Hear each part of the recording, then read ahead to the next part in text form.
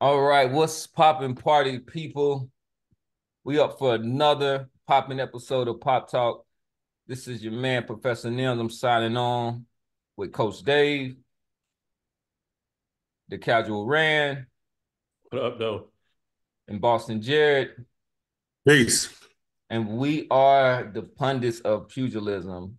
And no need to kind of sugarcoat it. Everybody is talking about the upset of the year. Some call it the fight of the year. We won't go that far just yet, but so far, definitely the upset of the year, which is Yeah, Ryan at that. Garcia, who had a majority decision victory against your man, the Dream, Devin Haney, after flooring him three different times throughout the fight and really kind of putting on a bit of a frightening beating on your boy Haney.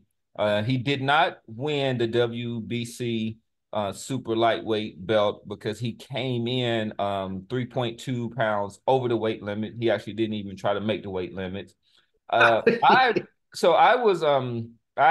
stand corrected. I was under the assumption that the title would be vacated if Haney lost, but from what I'm hearing is that Yeah. he actually is still the belt holder. He retains the belt. And He retains the belt. Released Mauricio Suleiman released a tweet or something earlier today, man. He's still the champ. But I mean, Which is different in the past from what we've seen. Usually, when the champion moves a fight, but that's neither here nor there. We're gonna kind of give our reactions to the fight, and we can kind of talk about it's a few buckets that I want kind of each of the pundits to touch upon, and one is of course the performance of both of the boxers, and that can be inclusive of their corner and the adjustments that they made themselves. I also want to talk about the performance of the referee, and if you think that had an impact or any implications on the bout. And then there is the uh, kind of the elephant in the room, which is the 3.2 pound weight advantage that Garcia had, and if that had any type of implications on the result of the bout. it was more than a 3.2 weight advantage. That motherfucker looked like he weighed 170 pounds. Well, yeah, but I mean, that's totally fair if you weigh in on the kind of contracted weight, right? Yeah. Because I mean, people put on, but he didn't even weigh in on the contracted weight, which there's Yeah. some controversy about that. But one thing that I was thinking about is, to me, I was thinking about when Floyd Mayweather came back and he fought Juan Manuel Marquez Jr. So I think at the time they had a contracted weight because Juan Manuel was coming up from lightweight, and they had a contracted weight, I believe, at 142 pounds or something. And then before they even got to the weigh-in, and I think it was even before the week of the weigh-in, Floyd contacted them. It was funny because he paid the same amount. He paid about $600,000, and he said like, "Hey, I'm not gonna make this weight. I'm gonna come in, but I won't come in any higher than I think it was 144 pounds. I'll kind of get that weight down." And he had a weight advantage. The only difference between that and Haney is that if Marquez wanted to, right, Marquez could have weighed in at that weight also. And the thing with Haney wanted the opportunity to defend his belt. So he did drain himself down to make that weight. So those are just things to kind of consider, right? Let's start with the casual Rand. So give us your impressions of the bout, and you can just kind of touch on any of those topics, particularly the one that you think had the biggest implications on the results of the fight. Yeah, I think that 3 pounds technically made a difference, but I think Haney's camp just came in overconfident, man. And the only thing that I love about this whole scenario is the daddy got shut the fuck up, man. Daddy Haney got humbled the fuck out, man. He was talking about, hey, we gonna kill this man. I'm setting him in to kill this guy. It reminded me of that old Wilder talk. You know what I'm saying? That just the bullshit. But but fuck, I think Garcia came in with the mindset like, yo, this dude, I'm not gonna kill myself, but at the same time, this dude ain't got no power. Like we said, you know what I'm saying? We got the picks wrong, But we told you, I told you, I think all of us said that Haney does not have the power to drop Garcia. And Garcia took that. He got hit flush one time and was pissed about it. He hit his glove and was like upset that he got hit that flush that one time. But the rest of that, man, I don't understand him giving up his back and letting Haney beat on his back like that. And another thing, he need not ever go in that Philly shell again. Who are you But I talking think about, Ryan? yeah, Yeah, Ryan Ryan. Garcia. But I think he did all that because I don't think he respects Haney's power at all. And then I think that was Haney's. I think that was the undoing of Haney. Instead of Haney understanding that he wasn't getting the respect from his power punches, he should have just try to box his light out instead of falling. I guess it was a trap the whole time that Garcia was laying. Like, look, man, I'm gonna let you get me. I'm gonna let you get me, but I'm gonna knock your ass out. He don't box That was well a going trap. forward. I don't think he don't. Haney don't box well moving forward. That's one thing we found out. He does not box very well on his front foot. I don't know if he played. Garcia had the perfect game plan and played possum and then rocked his ass. But yeah, he should have just, you know what I'm saying. Once he understood that his power wasn't there, or he wasn't effective with that power, he should have just boxed him, used that jab and move. But I think pride got to him more than anything, and have his daddy in his ear talking about you gonna kill him, you gonna kill him. Instead of just like box this man, build up these rounds, stay away from that left hook, and we'll be good. Yeah, I mean, part of it is one thing you want to say is that he got rocked in the first round. Yeah, first like 10 first seconds. In the first 10 seconds, which seconds. is, to me is ridiculous. But I mean, how do we know that he actually recovered from that? I mean, he did kind of go on to win the next probably four or four five rounds rounds. after that. In there, but he was, I don't know. I heard some commentary from like Chris Algieri, and they were saying that a lot of times, when you get shook or rocked in the first round or early on in the fight, sometimes you don't necessarily recover, from that punch in there. Yeah, but wouldn't you want to like, all right, I got rocked with it once. Let me not get rocked with it again. And what we've been talking about, they said they trained to counter that, to stay away from it. So you know what I'm saying? They He should did have not. just They like did. No, They, they didn't. they No, did they not. They no, did they but not. that's didn't. what he said. That's the They first did thing not. that came out of his mouth when they interviewed him. He was like, What "Yo, did you man, we see in trained the Did his you ring ass." see that, any like, evidence what of did you that? see? What kind of evidence? I don't care what they come No, no, no, out their no, no, mouth. no. I'm just going by what he said. What They he did did not was two train. different This things. this was not like a different Devin Haney. You didn't see anything within this bout that said that, oh, okay, you can see that they're really guarding against that left hook. And in fact, he was still using. So a lot of them were kind of talking about. So Devin Haney throws it was referred to as a bow and arrow jab right there, right? Yeah. So that means like when he throws it, he kind of pulls back, and he didn't even adjust, for that or whatnot. Like he should have been holding that phone to his head the whole time and should have just been working off of his left hand. But he's got a really educated left hand. He can throw hooks, he can throw jabs, he can throw uppercuts, he can jab to the body.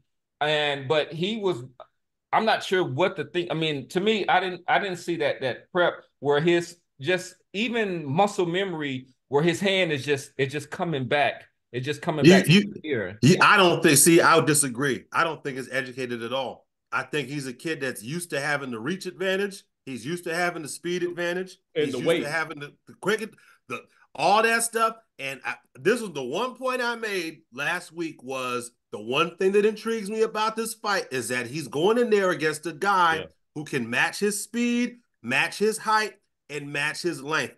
And he was absolutely befuddled by that. He looked clueless in there at times. And these pundits, man, you look at these pundits, they all crying about the weight advantage. I'm like, Haney has a history of being the weight bully.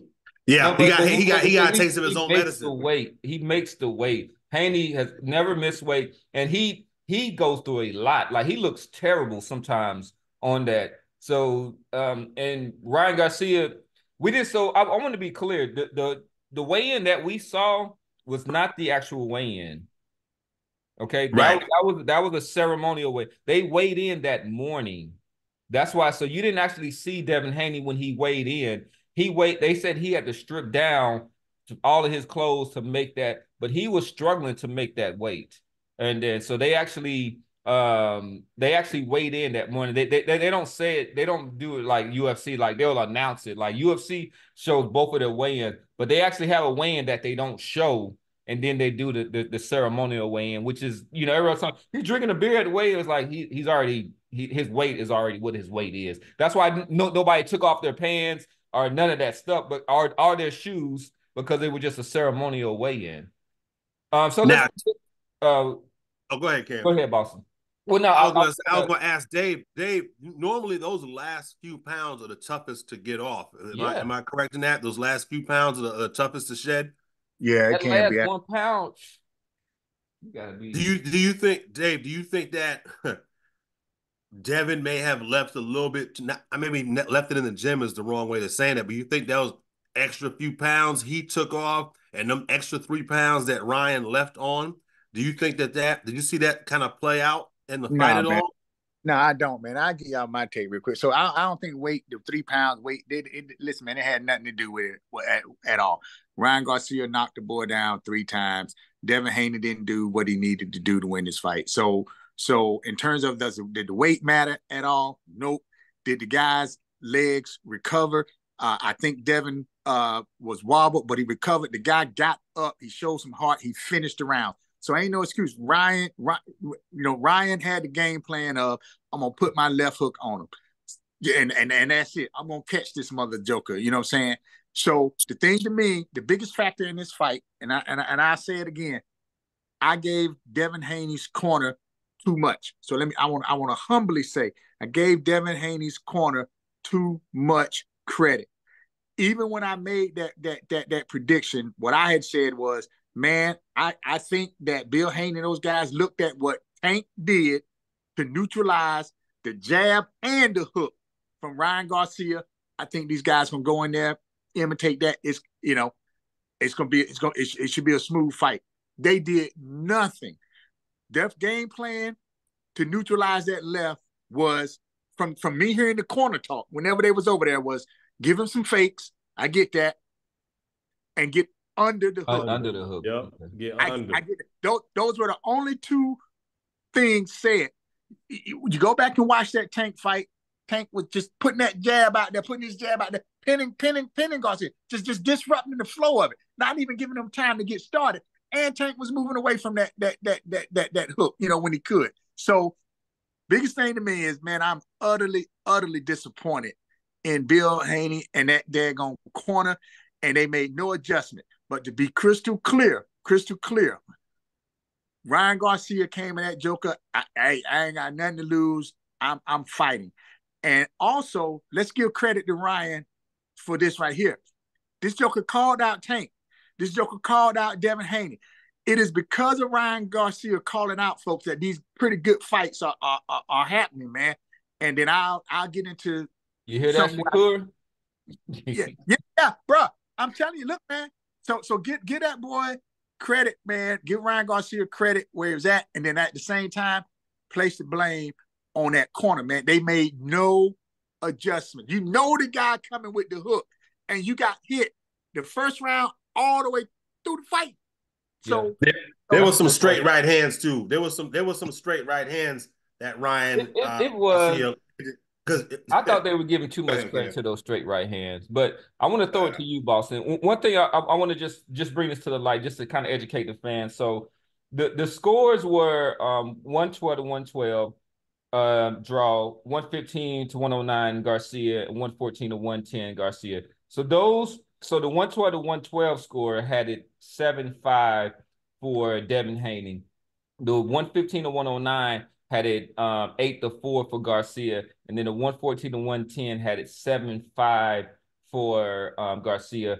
So for the record, Coach Dave was the only one that was scoring the fight. He actually had it 7-5 for Haney. So he had it 113 to 111 for Haney or whatnot, which I thought it was a closer fight than what was out there. And so all three of the judges gave the final round to Garcia.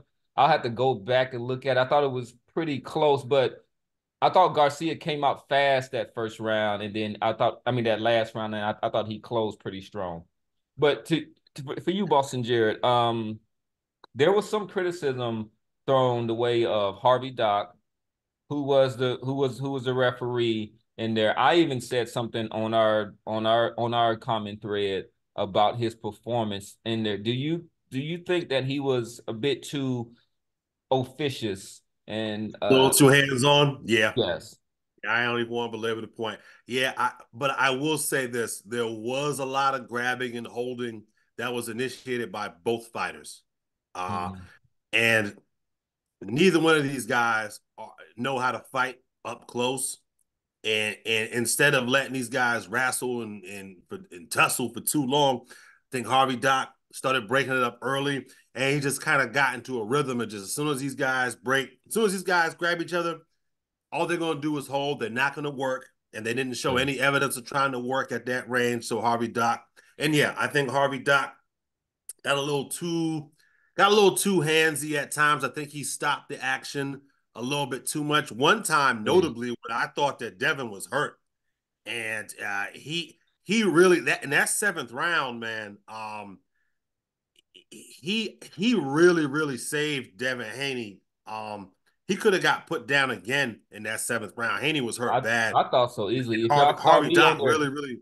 I saw him. I said Haney's done because he was down. You could tell when he tried to get up. When he was kind of turning over, he almost fell, and I was like, oh, he's done. You can. I didn't think he was going to beat the count. I didn't think he was going to beat the count. And he was out on his feet.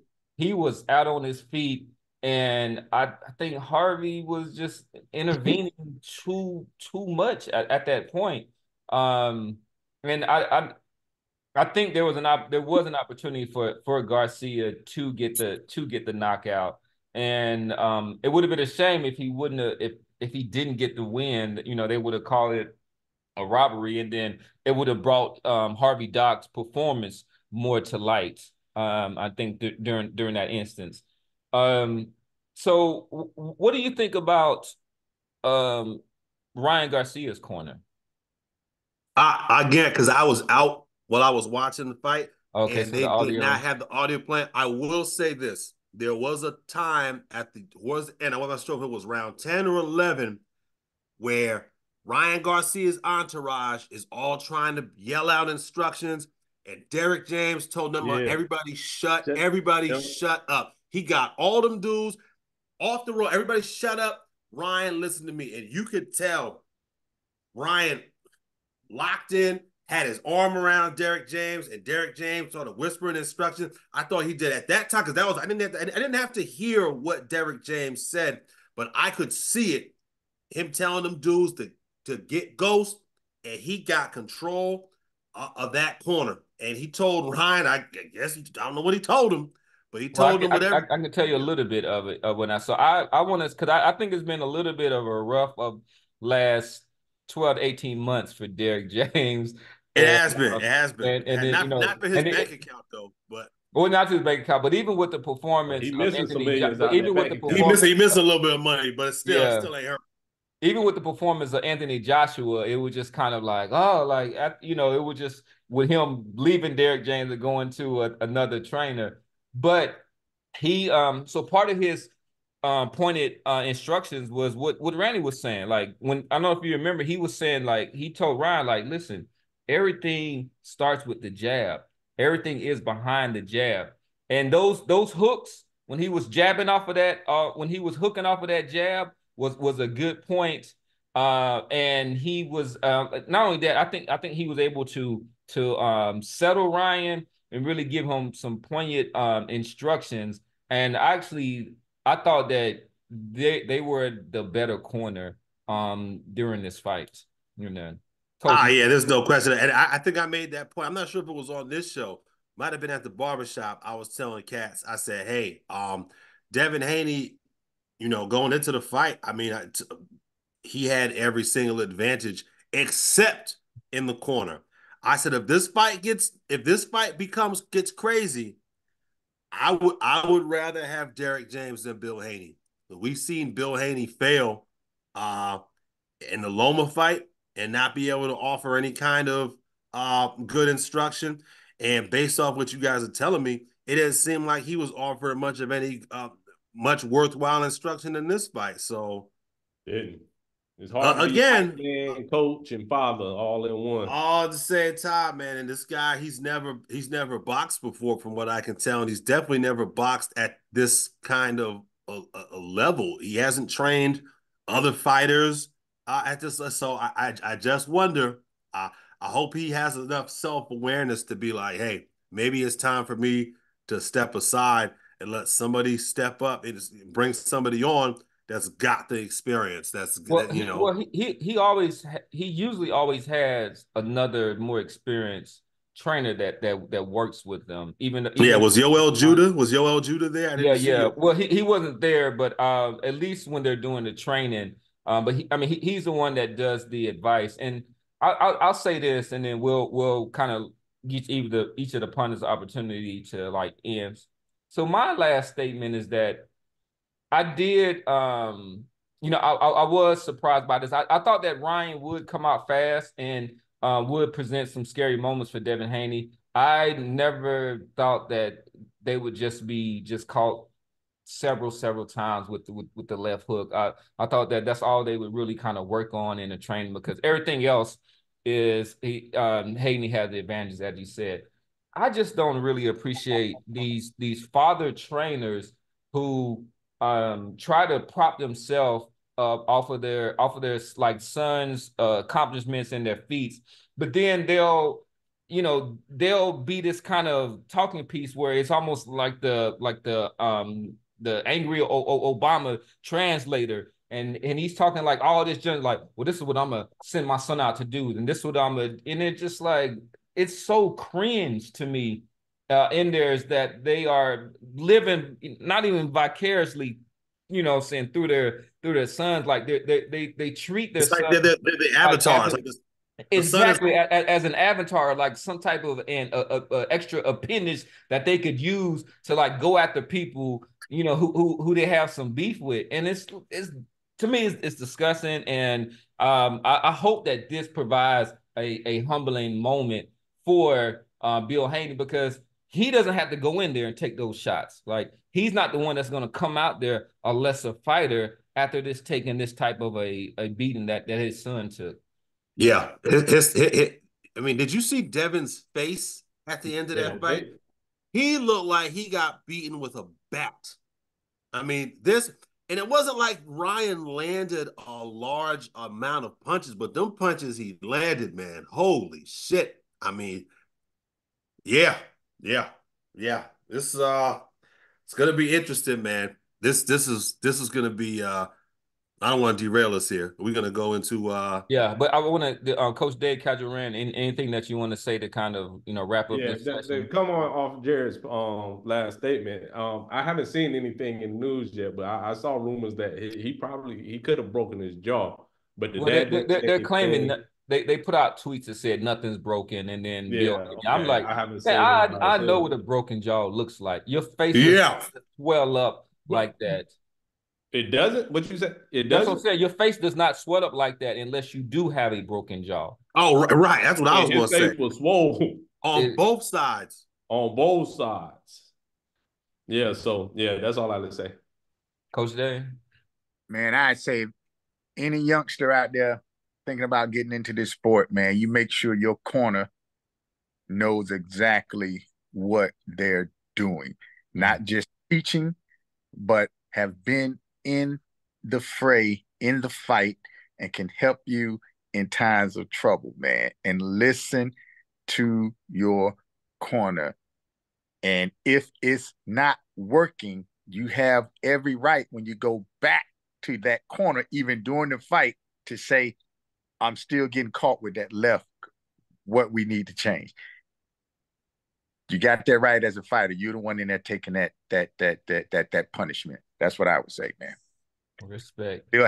Look, What do you? I remember a long time ago. I've been pretty critical of Devin Haney, and I remember a long time ago when we were this is probably before he was undisputed. I remember I said to me that this kid is a poor man's Edeslandi Lara, and maybe this is the wrong time to revisit this, given the effect that recency bias can have on us. But I mean, what do you? I mean, to me, I would disagree. He's black. He's not even Dimitri Bivol. To me, he's not even Dimitri Bivol. I would disagree with that, man, because the very thing that we give Haney credit for, I think, is the same thing that crippled him here, bro. Haney is a disciplined fighter, and say what you want to say, he listens. He listens to that corner, bro. So that's why I wouldn't say that he's a whatever it is that you just said he was. But I'm telling you, dog, this boy is disciplined, and his corner gave him nothing. His corner gave him nothing. Who's a better fighter, you think? You think Bivol is a better fighter or Haney is a better fighter? Who do you think is better? I mean, I can't even really get into that, bro, because they both. I mean, it's a hard. I mean, I would right now. I would say I mean, Bivol's an Olympian. He's undefeated. You know, he's beaten.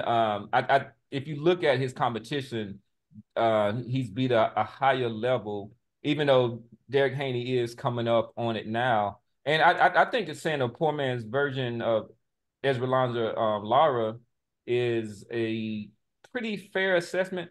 Lara is a master boxer. The only problem that I have with him at times, he doesn't do it now because his legs are pretty much gone, is that he is what one commentator would say is the kind of the master of non-violence, and in a sense like that. Like the Cuban fighters don't mind having almost 2 minutes of kind of non-action, and then they'll get in their shots and be happy with that.